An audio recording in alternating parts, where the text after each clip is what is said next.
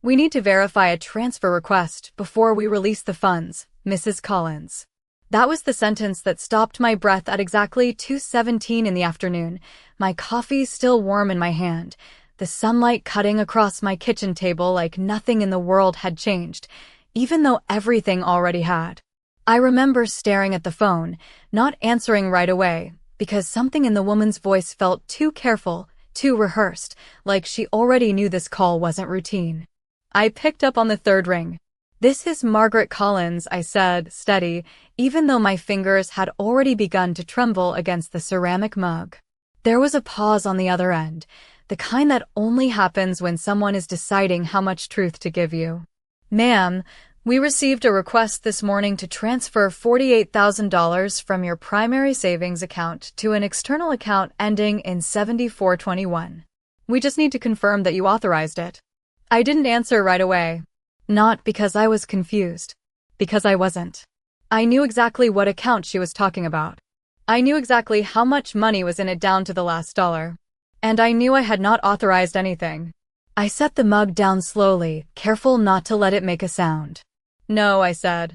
One word. Quiet. Controlled. I did not. Another pause. Longer this time. "Thank you, Mrs. Collins. We'll place a temporary hold on the transaction and flag the account for review." The call ended, but I didn't move.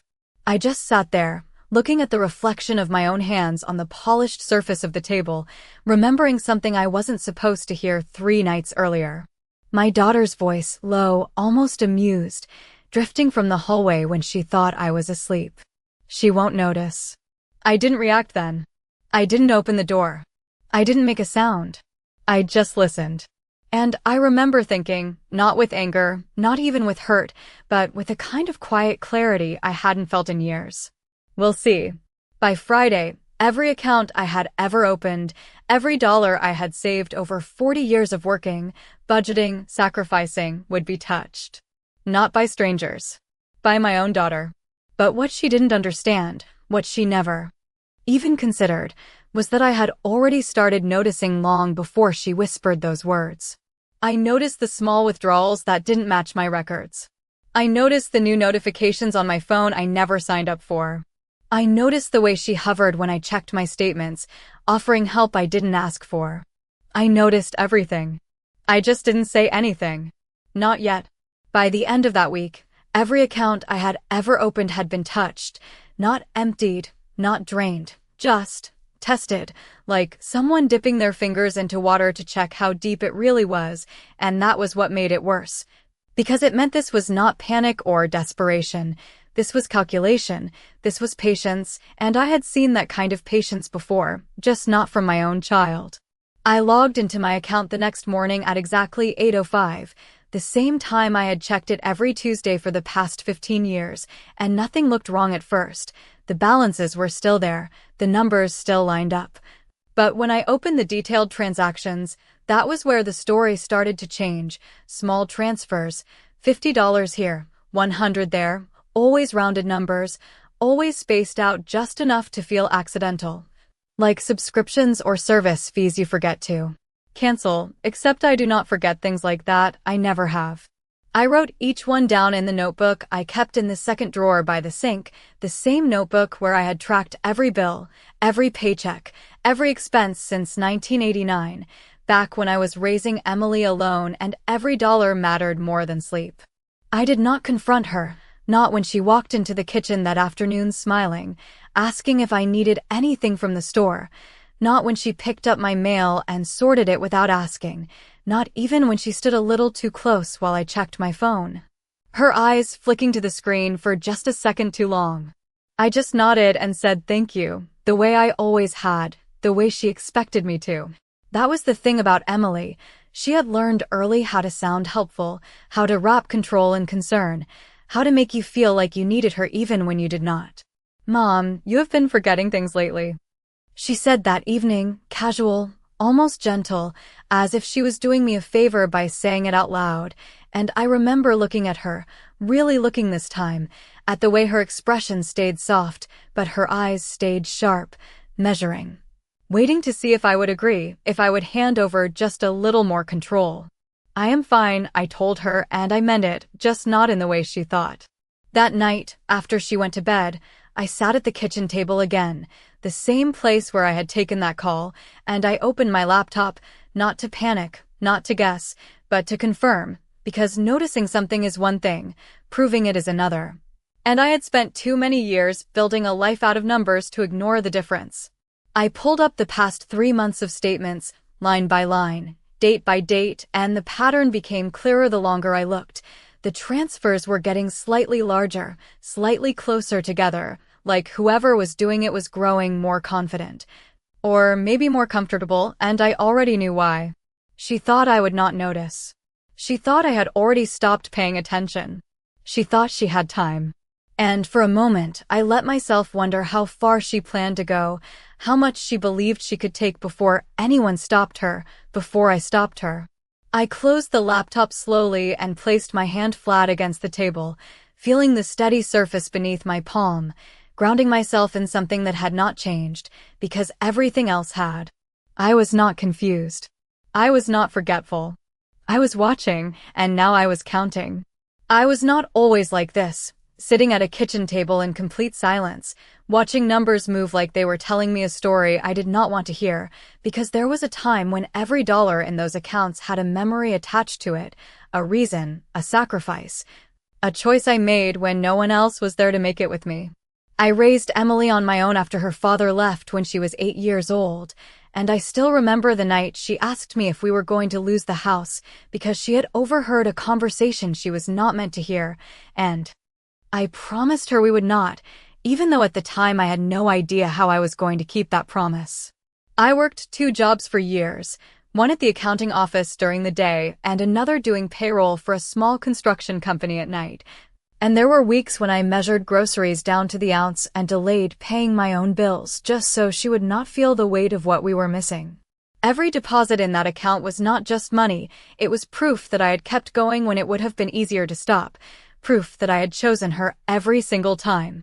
When she got her first job at 16, she brought home her paycheck and placed it on the table in front of me like it was an offering, and I remember pushing it back toward her and saying, "This is yours, you earned it." Because I never wanted her to feel like she owed me anything for being her mother. Maybe that was my mistake. Maybe I taught her too well that everything I had would always be there for her, no questions asked, no conditions, no boundaries. When she went to college, I helped where I could, small amounts at first, then larger ones when her expenses grew, always telling myself it was temporary, that once she found her footing she would not need me the same way. And she did find her footing, or at least that was what it looked like from the outside. A steady job, a good apartment, a life that seemed stable enough that I allowed myself to relax for the first time in decades. That was when she asked about adding her name to my account.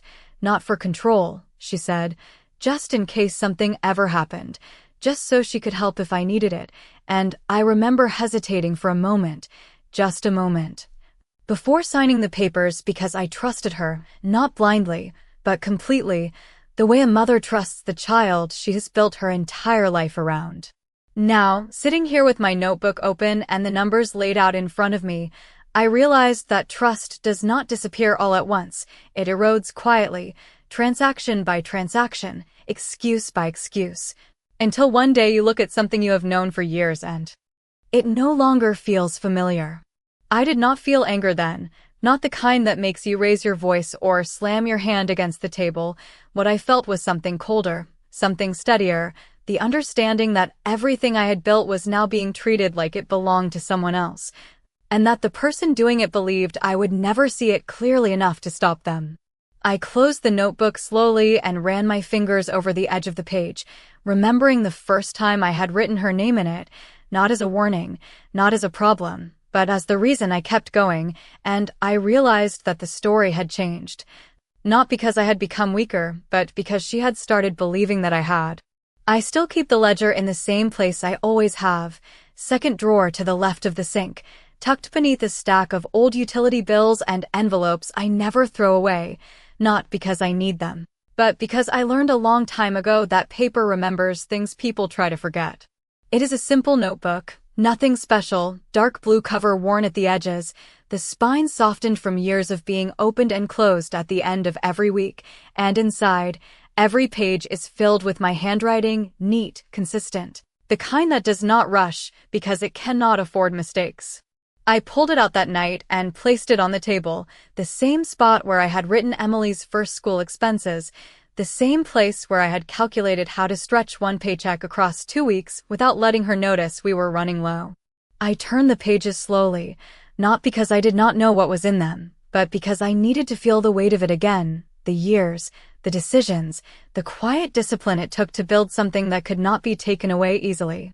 Every entry had a purpose. Every number had a story, and now, for the first time, I started adding new ones that did not belong there, transfers I did not make, amounts I did not approve, dates that felt out of place like someone had written in a different language across something I had spent a lifetime learning to understand. $50. 100. 250. Always. Clean numbers, always deliberate, never messy, never random, and that told me more than anything else could. This was not confusion. This was intention. I picked up my debit card and held it between my fingers, the plastic worn smooth from years of use, the numbers memorized long before I ever needed to look at them. And I thought about how many times I had handed it to Emily over the years without a second thought. Can you grab groceries on your way home? Would you mind paying that bill online for me? Small things. Normal things. The kind of trust that builds quietly until it becomes invisible. I placed the card back down and opened my laptop again, pulling up the digital statements beside my handwritten ones, aligning them line by line, checking not just what was taken, but how it was taken, the timing, the spacing, the pattern hidden beneath the surface. And there it was, clearer now, the transactions always happening late in the evening, between 9 o'clock and 11 p.m., times when I was usually in my room, reading, or already asleep, times when she would still be awake, moving around the house, her footsteps soft against the hallway floor. I did not need to guess anymore. I did not need to ask. I already knew. But knowing was not the same as acting, and I was not ready to act yet. Not because I was afraid, and not because I was unsure, but because I needed to understand how far this went, how deep it reached, and most importantly, how much she believed she could get away with before she stopped. I closed the laptop again and rested my hand on the ledger, feeling the slight indentation of the pen marks beneath the page, grounding myself in something that had always been honest, something that had never tried to hide from me. I was not losing track. I was not falling behind. I was recording everything. And for the first time since I heard those words in the hallway, I allowed myself a small, quiet thought that did not feel like fear at all. If she believed I would not notice, then she had already made her first mistake. Emily has always known how to perform kindness in a way that makes people stop asking questions, and that week she was almost perfect.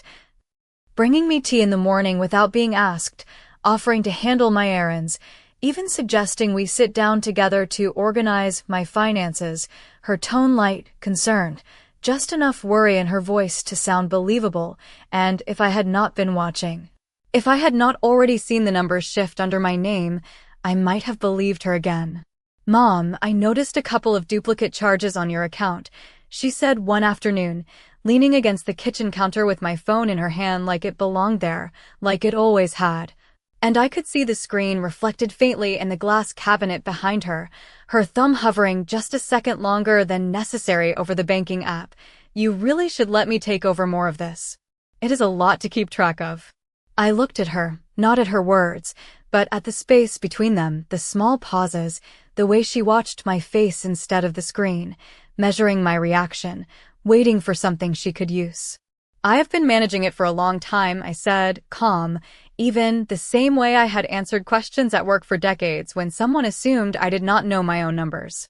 She smiled, soft, patient, the kind of smile that says she thinks she is being gentle with someone who does not understand.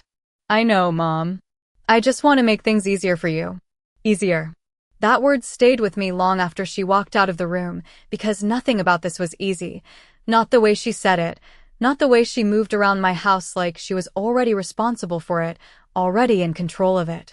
That evening, she made dinner, something she had not done in months, Pasta with a sauce she knew I liked, setting the table carefully, asking me if I needed anything else. Every gesture placed exactly where it needed to be to build a picture of a daughter taking care of her mother. And I let her. I sat there and thanked her and ate every bite, because I needed her to keep believing that nothing had changed, that I was still exactly who she thought I was, someone who would not question, someone who would not notice. After dinner, she sat beside me on the couch, scrolling through her phone, occasionally glancing at me as if checking whether I was still there, still predictable, still safe. "You know," she said casually, not looking up, "I was thinking we should consolidate some of your accounts. It would make things simpler if something ever happened." There it was again, the suggestion wrapped in concern, the quiet push toward more access, more control, more space for her to move without being seen. I nodded slowly, as if I was considering it, as if I had not already seen exactly what she had been doing with the access she already had. "Maybe," I said, and I could feel her relax beside me, just a little, just enough to tell me she thought she was getting closer. Later that night, when the house was quiet and her bedroom door had closed, I went back to the table and opened my notebook again, adding the latest entries, noting the times, the amounts, the pattern becoming clearer with every line. She was not just testing anymore. She was building confidence. And confidence makes people careless. I traced one of the entries with my finger, the ink slightly raised against the page, and for the first time, I understood something I had not allowed myself to admit before. This was not about money to her. This was about control. And she believed she already had it. I stopped reacting completely after that night. Not just on the surface, but in every small way she might be watching for, because I understood now that she was not just taking money, she was studying me, learning my patterns, my habits, my limits, and adjusting hers to fit inside them without being noticed, and if I wanted to understand how far this went, I had to become just as predictable as she believed I was. The next morning, I followed my routine exactly, waking up at 6:30, making coffee, turning on the local news, even leaving my phone on the kitchen counter the way I always did. Screen unlocked for a few seconds longer than necessary before I picked it up again, just enough for her to see that nothing had changed. She watched me from the doorway. I could feel it without looking, that quiet pause before she stepped fully into the room, measuring, confirming. "Good morning, Mom," she said, her voice soft, careful, like she was approaching something fragile. "Good morning," I replied, not turning around right away, giving her the same version of me she expected, the one who moved slowly, who did not question, who did not notice the way she moved closer to my phone when I set it down again to reach for my coffee. That afternoon, another transfer appeared, larger this time, $1,200, processed at 10:43 p.m. the night before, a time when I had already turned off my lights and closed my door, a time when she would have had the house to herself. And I wrote it down without hesitation, adding it to the growing list, the pattern tightening, the intervals shrinking. She was getting bolder. That was what I needed. I did not confront her. I did not freeze the account. I did not even change the password, not yet, because stopping her too early would only tell her she had been seen, and I needed her to believe she had not.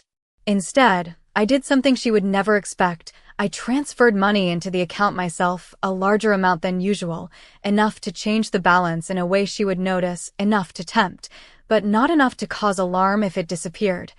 And I did it in the middle of the day, openly, where she could see the notification flash across my screen. "Oh, I forgot I had that deposit coming in," I said casually when she glanced over, letting the explanation hang there, incomplete but believable.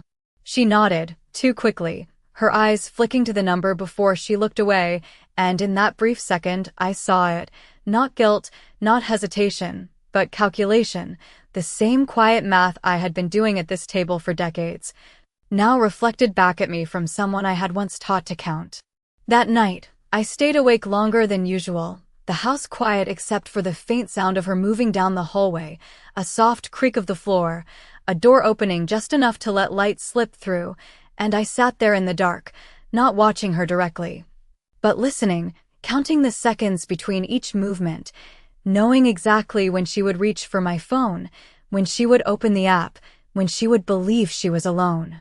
At 10:58 p.m., my phone vibrated on the table beside me, the screen lighting up just enough to confirm what I already knew before I even picked it up.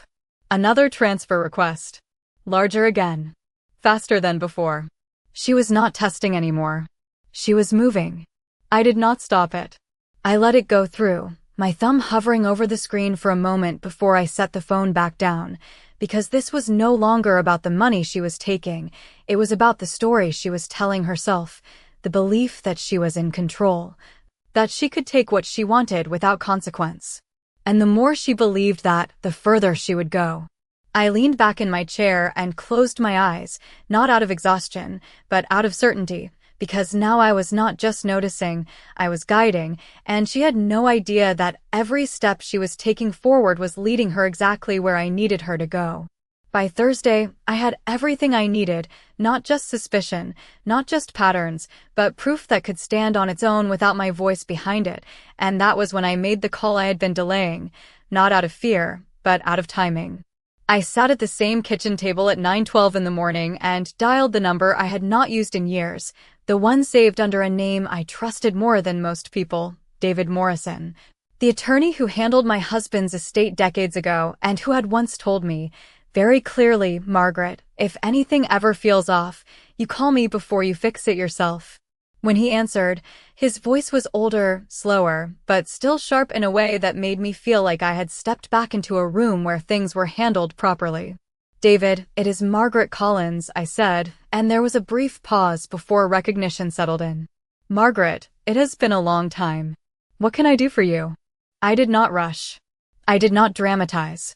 I laid it out the way I would have presented numbers in any professional setting, clear, direct, without emotion getting in the way of the facts. There have been unauthorized transfers from my account. Multiple. I have documentation. Another pause, shorter this time. Do you know who is responsible? I looked down at my notebook at the rows of numbers written in my own hand, and for a moment, I allowed myself to acknowledge the answer before I spoke it out loud. Yes, I said. I do. His tone shifted, not louder, not harsher, just more precise. All right. Do not confront them. Do not alert the bank beyond what is necessary to monitor activity. We need to document everything before we act. That was exactly what I had already been doing, but hearing it confirmed changed something inside me, not in how I felt, but in how I moved forward. This was no longer just observation. This was preparation. That afternoon, I went to the bank in person, not because I needed to stop anything yet, but because I needed a record that did not rely on my own handwriting.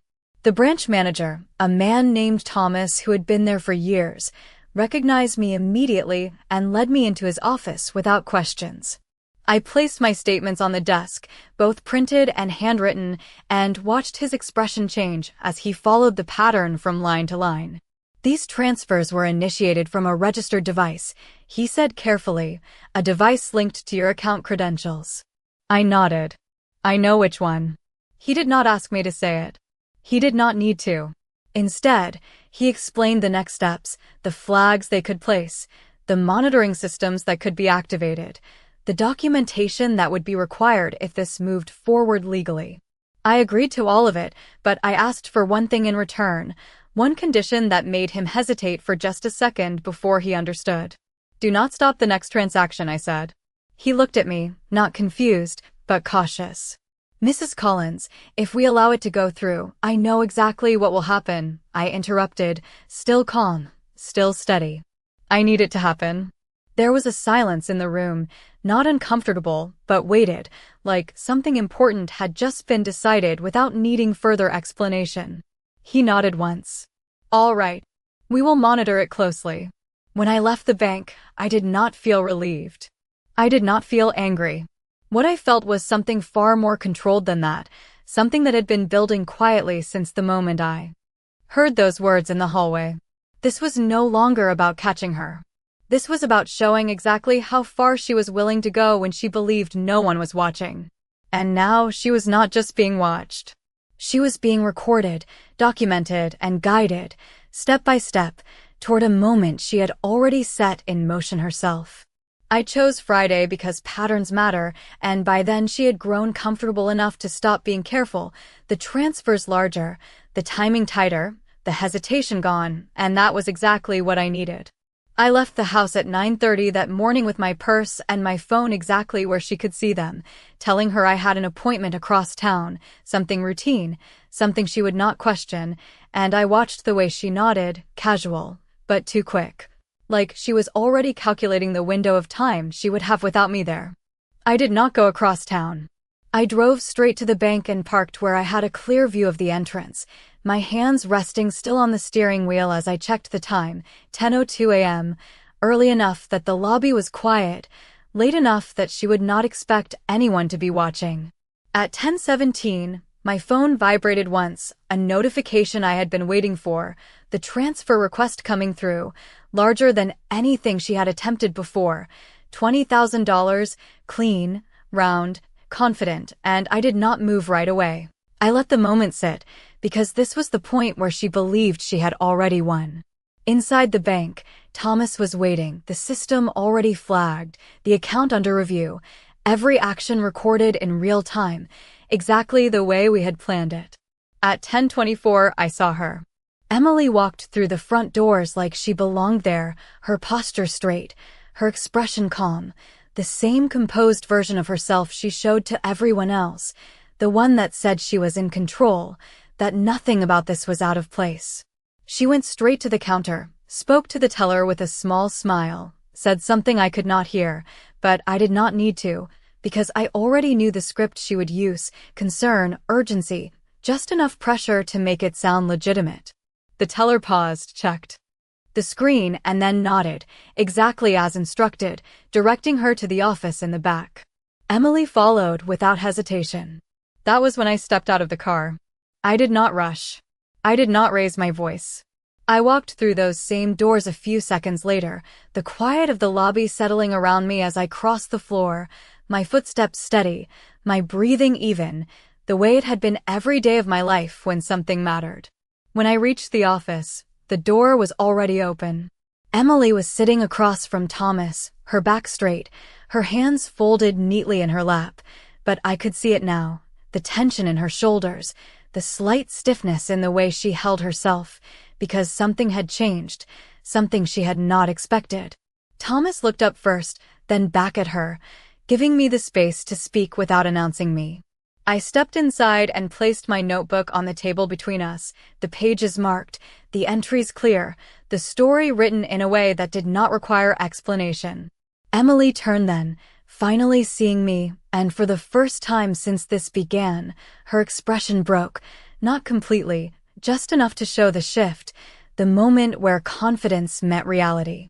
I did not sit down. I did not raise my voice. I simply looked at her and said the only thing that mattered. You said I would not notice. The room stayed quiet after that, not because there was nothing left to say, but because everything that needed to be understood was already there, documented, recorded, undeniable, and for the first time, she was the one being watched. Emily did not argue, not at first, and that was what told me she understood exactly how far this had gone, because there are moments when people realize that words will not fix what actions have already exposed, and this was one of them. She looked at the notebook, then at Thomas, then back at me, her mouth opening slightly as if she was searching for something to say that would make this smaller, less final, less real, but nothing came out right away. "Mom, I can explain," she finally said, her voice lower than I had ever heard it, not soft in the way she used before, but uncertain, like she was stepping into a space she did not control. I did not interrupt her. I did not raise my voice. I simply waited, because I had already learned that silence reveals more than questions ever could. "I was just trying to help," she continued, the words coming faster now, filling the quiet, reaching for something familiar, something she had used before, but this time it did not land the same way, not here, not with everything laid out in front of us. "You have been forgetting things, and I thought if I managed it, if I just moved things around." I shook my head once, not sharply, just enough to stop the direction she was going in. "You were not managing anything," I said, calm, steady, each word placed exactly where it needed to be. You were taking. The room stayed quiet after that, and I could see it in her face. The moment the explanation stopped working, the moment she understood that this was no longer a conversation she could redirect. Thomas spoke then, his tone professional, measured, outlining what had already been documented, the transactions, the timestamps, the device used, the pattern that left no room for confusion or misunderstanding. It was not dramatic. It did not need to be. Facts rarely are. Emily listened, her posture changing slowly, the confidence she walked in with settling into something else, something smaller, something that did not reach her eyes anymore. I closed the notebook and placed my hand on top of it, not to hide anything, but because I did not need to prove anything further. I am removing your access today, I said, not as a threat, not as punishment, but as a decision that had already been made long before we walked into that room. All accounts. All permissions. She looked at me then, really looked, and for a brief second, I saw something familiar, not the calculation, not the performance, but the child I had raised, the one who used to sit at this same table and trust that I would take care of everything. Mom, please, she said, and that word, please, might have meant something to me once, might have changed the way I responded, but not now, not after everything that had already been done without it. I did not step closer. I did not soften. You said I would not notice, I repeated, not louder, not sharper, just clear. I noticed everything.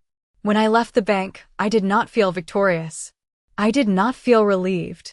What I felt was something quieter than that, something steadier, the kind of understanding that comes when you finally stop trying to hold on to a version of someone that no longer exists.